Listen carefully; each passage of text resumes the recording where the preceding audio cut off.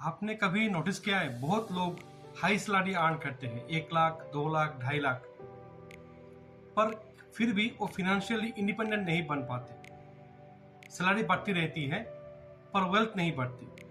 इसका कारण क्या है? इस वीडियो में हम आज ये बात करेंगे कि क्या रीजन है, क्या कारण है सैलरीड लोग रिच नहीं बन पाते। Everyone, I am doctor Abhijit Chakraborty and I welcome you to my channel finance with doctor Abhijit. चलिए सीधे बात करते हैं उन रीजंस की जिसके लिए सैलरीड लोग रिच नहीं बन पाते।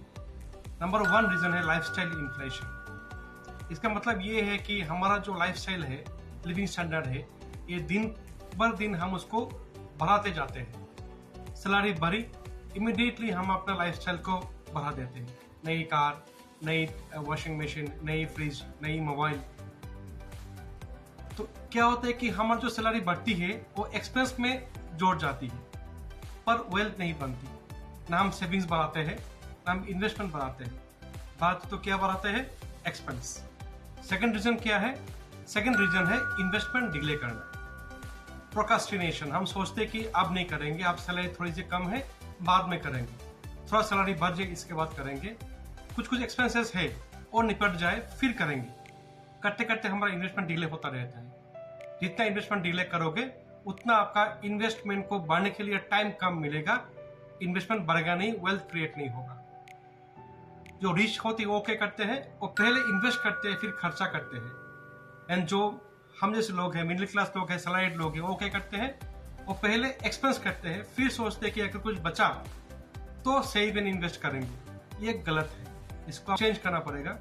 पहले इन्वेस्ट कीजिए फिर खर्चा कीजिए। थर्ड रीजन क्या है? थर्ड रीजन है ईएमआई ट्रैप। अभी खर्चा करना बहुत आसान हो गया है, पैसा नहीं है फिर भी आप खर्चा कर पाओगे। टीवी खरीदना है ईएमआई है, मोबाइल खरीदना है ईएमआई है, वेकेशन जाना है ईएमआई है। अच्छा लगता है, कन्वीनियंट भी है, अभी खर्चा कर लो, धीरे धीरे से पैसा दो। प्रॉब्लम क्या है? प्रॉब्लम है कि आप ट्रैप्ड हो जाते हो। आपको जो फ्यूचर सैलरी होती है वो कमिटेड हो जाती है। जब सैलरी आएगी ईएमआई में चली जाएगी तो आपके पास पैसा बचेगा ही नहीं फॉर इन्वेस्टमेंट। इन्वेस्ट कहाँ से करोगे? इसलिए ईएमआई ट्रैप से बच कर रहिए। जो जरूरी है वो खरीदिए, जो आपको लगता है लग्जरी है, जिसको आप डिले कर सकते हो, डिफर कर सकते हो, उसको डिफर कीजिए। कुछ पैसा इन्वेस्ट कीजिए बाय फोर्स। नंबर 4 रीजन है फाइनेंशियल प्लानिंग नहीं होती। पैसा बहुत कमाते हैं, खर्चा भी बहुत करते हैं, पर कोई रोड मैप नहीं होता, कोई स्ट्रेटेजी नहीं होता। पैसा कहाँ जा रहा है, पैसा कहाँ जाना चाहिए, इसका कोई बजट नहीं होता। कितना सेव करना है, कितना इन्वेस्ट करना है, रिटायरमेंट प्लानिंग क्या है, रिटायरमेंट कॉर्पस कितना चाहिए, इन सबका कोई आंसर, क्लियर आंसर नहीं होता, जिसके लिए आप फाइनेंशियल प्लानिंग नहीं बना पाते, स्ट्रेटेजी नहीं बनती, तो आपका पैसा भी नहीं बनता, वेल्थ नहीं क्रिएट कर सकते। इसको सुधारना होगा। फाइनेंशियल प्लानिंग करना बहुत ही जरूरी है। Sit with some financial expert, spend some time, depending on your financial goal, depending on your risk aversiveness, आप कितना रिस्क ले सकते हो, depending on your time horizon, आपके पास कितना समय है वेल्थ बनाने के लिए। ये सब विचार करके आपका फाइनेंशियल स्ट्रेटेजी, पोर्टफोलियो स्ट्रेटेजी बनाना पड़ेगा, उसी हिसाब से इन्वेस्ट करना पड़ेगा, फिर जाके आपका वेल्थ बहुत ही जल्दी बन जाएगा। नंबर 5 रीजन है सिंगल इनकम डिपेंडेंसी। आपका सैलरी आपका ओनली इनकम है, आप कोई इनकम सोर्स नहीं बना रहे हो। सोर्स कैसे बनाओगे? If you invest in some product जिससे आपको रेवेन्यू मिले, आमदनी हो, तब जाके आपका सेकंड सोर्स ऑफ इनकम बनेगा। एक वीडियो मैंने बनाया है on this particular topic, how to create passive income. It is there in my channel, you can see that. Passive income बनाना बहुत जरूरी है। एसेट क्रिएट कीजिए जहां से आपको रेवेन्यू मिले। अगर आपने एक ऐसा इन्वेस्टमेंट किया जहां से आपको हर साल या हर क्वार्टरली या मंथली बेसिस पे आपको इंटरेस्ट मिलता रहे, तो ये आपका पैसिव इनकम है। तब जाके आपका पैसा कमाएगा, आपका सेकंड इनकम ये पैसिव इनकम होगा, जो आपको हेल्प करेगा in your wealth building.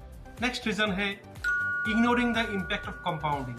Compounding एक मैजिक है, एंड कंपाउंडिंग का सबसे अच्छा दोस्त क्या कौन है? टाइम है। आपको इन्वेस्ट करना है जल्दी, आपके इन्वेस्टमेंट को आपको टाइम देना है। पैसा भले ही कम हो, उसको टाइम दीजिए, वो बहुत ज़्यादा ग्रो करेगा।